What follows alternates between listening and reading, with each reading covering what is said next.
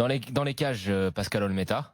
Parce que c'était un gardien emblématique de l'Olympique de Marseille, la personnalité un petit peu délirante. Premier goal volant. Goal volant, voilà. Le mec, c'est un bon mec. Et c'est un bon mec que t'as envie d'avoir dans ton équipe. Bon, en libéraux, c'est une défense, alors, on joue en 3-3-1-3, parce que c'est Marcelo Bielsa qui entraîne cette équipe, forcément. Donc le libéraux, c'est Nesta. Parce que Nesta, c'était la classe. Nesta, c'est la classe, c'était un monstre. Et il avait tout de beau. C'était un beau mec, il était élégant quand il jouait, une belle relance, défensivement hyper solide. Et je l'entoure de 2 pitbulls. Donc Walter Samuel, j'ai toujours adoré. Walter Samuel, c'était un boucher, c'était un mec, tu pouvais pas le franchir. C'est pas pour rien qu'on l'appelait le mur. Avec Renato Sivelli à la droite. Renato Sivelli, incroyable. Alors pourquoi Renato Sivelli, c'est un super mec. C'est un mec qui va à la pêche à Marseille. Oui, mais Renato, on l'aime bien, on l'a aimé à Nice, on l'a aimé à Lille. C'est 2-3 bourses par saison.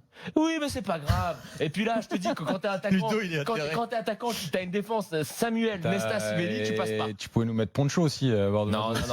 Samy Traoré, non? Il y a des limites. Non, surtout pas. Donc, devant la défense, je suis obligé de mettre des gens de mon équipe. De mon pays, j'ai mis Roy Keane parce que voilà, Roy Keane, pareil, c'était un super joueur et lui aussi dans le genre caractère, je pense qu'il n'y a pas mieux que Roy Keane. Donc les latéraux, évidemment à gauche, Eric Dimeco parce que pour moi c'est le plus grand latéral gauche de l'histoire du football français. C'est pas parce que il travaille avec nous, c'est pas parce qu'il a joué à l'Olympique de Marseille. Je pense juste que c'était un super joueur. Et surtout que pour le suppléer, au cas où sur le banc j'ai Cyril Roll.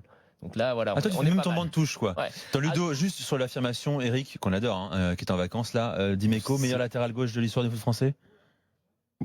Ouais, il y a eu Lizarazu aussi, quand même. Non, oui, parce que oui. Ça peut se discuter, ouais. Oui, parce que j'ai pas envie d'avoir des problèmes. Ça se discute. À droite, je mets Blondeau. Et là, imagine la défense. Dimeco, Blondeau, Samuel, Sivelli, Nesta. Est-ce que si t'es attaquant, est-ce que tu te rends compte que si tu présente face à ça, tu perds une jambe. En plus, Roy Keane qui est devant. Donc tu fais une équipe coupeur de jambes en fait. C'est ça l'idée. Une de caractère. Le mec fait du MMA. C'est ça. T'attendais à quoi? Tu fais une équipe UFC. On va passer aux artistes. Numéro 10. On va te mettre Conor McGregor en 10. Khabib en 2. On va passer aux artistes. Numéro 10. Roman Riquelme, forcément. Je l'ai. C'est obligatoire. Je l'ai aussi. Roman Riquelme. Et puis devant, une ligne d'attaque à 3 avec Maradona.